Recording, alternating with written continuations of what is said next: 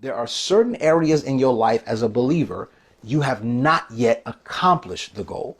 There are certain areas of your life that you have not yet perfected who God has called you to be. Let's be real. When we stop struggling and we yield to that behavior, it is no longer a struggle, it's a lifestyle. So you can't say I'm struggling with my flesh if every time you give into it. The struggle is the proof of the strength. When you have a warfare going on the inside of you, come on, the struggle, that's the proof that there's some strength in there. There's something that's saying don't, and there's something that's saying do. And that's what makes it a struggle. But if you just do it, you're not struggling. You've submitted to the lifestyle. So we as believers recognize that we're not perfect yet, but we're pressing toward a goal. How is it that David continually had imperfect moments?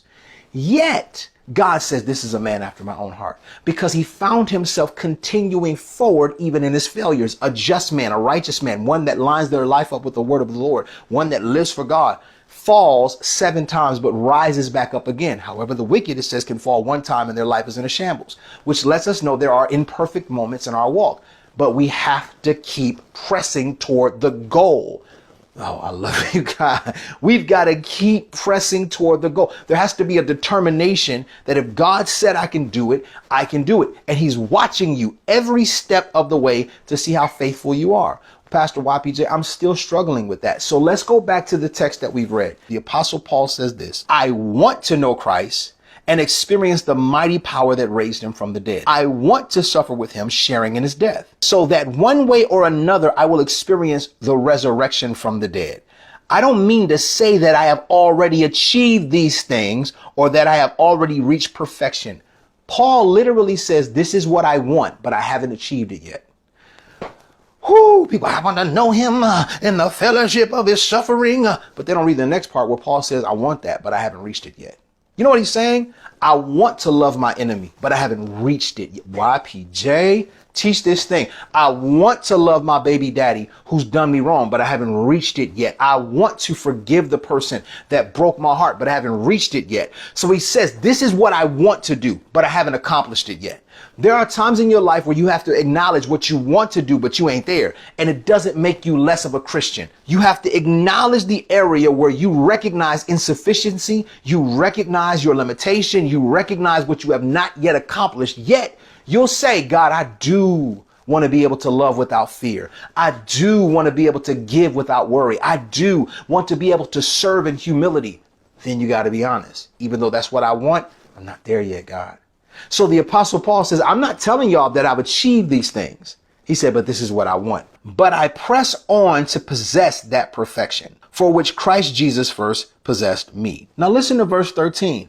No, dear brothers and sisters, I have not achieved it. But I focus on this one thing, forgetting the past and looking forward to what lies ahead. I press on to reach the end of the race and receive the heavenly prize for which God through Christ Jesus is calling us. He said, I have not reached the end of the race. I'm still running. I'm running for the prize. Not talking about salvation. We understand that salvation is a gift that has been given to us. But Paul says to know him in the power of his resurrection, the fellowship of his suffering. There are certain areas where I don't even know God yet. There are certain areas where I'm not knowledgeable of the true essence of who he is. He says, this is what I desire. You have to keep pressing. Yeah, God told you to wash yourself and you make mistakes, but keep pressing. Yeah, God told you that you got to love your enemies and you haven't reached that place yet. Keep pressing. God told you to give $1,000 seed and you're afraid. God, I want to give it. So you got to tell him, Lord, this is what I desire. And then you got to be honest. I'm not there yet, God. Help me. I press, which means you got to keep pushing. You're not able to completely forgive them, right? But at least stop talking about them. Stop saying bad things about them. That shows the press. All right, you may not necessarily like your boss on your job, but at least say hello in the morning. Oh, you don't know how they treat me. It doesn't make a difference. You got to show some sign of press. God needs to know that you believe what he's told you to do by some measure or some form of corresponding action. You got to press.